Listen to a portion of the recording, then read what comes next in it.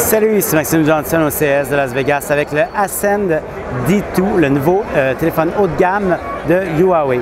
Alors, Huawei au Canada, on ne les connaît pas tant que ça parce que tout ce qu'on a eu d'eux autres, c'est des produits souvent plus de réseautique ou encore des produits plus d'entrée de gamme. Mais ils ont des téléphones plus haut de gamme qui sont quand même intéressants et honnêtement, le D2, c'est un de ceux-là. C'est vraiment, je trouve, donc c'est un téléphone qui vient d'être annoncé et qui, selon moi, se démarque quand même bien, surtout au niveau de son design. Alors, c'est un appareil qui est quand même gros, c'est 9,4 mm d'épaisseur.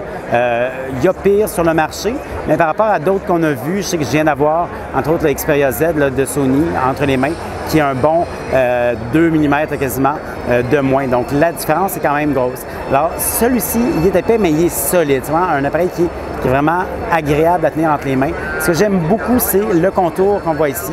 Donc, c'est en métal, donc c'est pas une espèce de fini chromé cheap, c'est vraiment du vrai métal. C'est très, ça donne vraiment une belle qualité.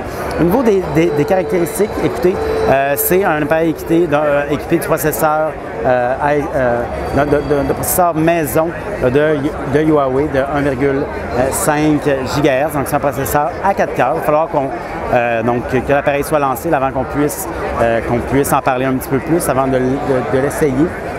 Sinon, écoutez, c'est un écran, ici c'est un écran de 5 pouces avec une résolution de 1080p. Donc, j'ai envie de dire c'est la moyenne des téléphones haut de gamme de 2013. Au niveau des caractéristiques internes, ça peut varier. Donc, présentement, le modèle que j'ai entre les mains, c'est un modèle qui va être lancé en Chine. Alors, le modèle de Chine va avoir 2 Go de mémoire vive, va avoir 32 Go d'espace de stockage. Et aussi, dans ce cas-ci, c'est seulement une connectivité LTE. Maintenant, si un opérateur canadien voulait l'offrir, ça pourrait être différent. Donc, ça pourrait être 16 Go par exemple de stockage et ça pourrait être LTE. Donc, c'est vraiment très varié parce que en Chine, pour l'instant, c'est que HSPA+. Pardon.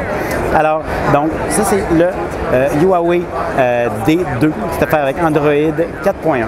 Pour avoir plus d'informations sur l'appareil et sur les autres téléphones lancés au cours du CES cette année, je vous invite à consulter mon site web maximejohnson.com/techno.